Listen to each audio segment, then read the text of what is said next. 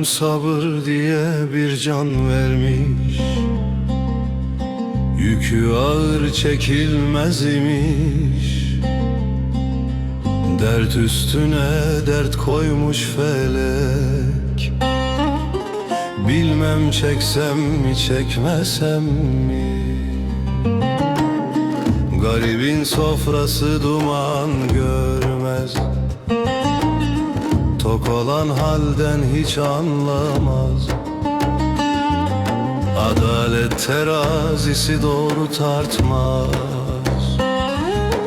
Bilmem ah etsem mi etmesem mi? Emekçinin alnı terden ıslanır, hakkı olan köşelerde raz uslanır. Doğru söyleyen taşlanır. Bilmem uslansam mı uslanmasam mı?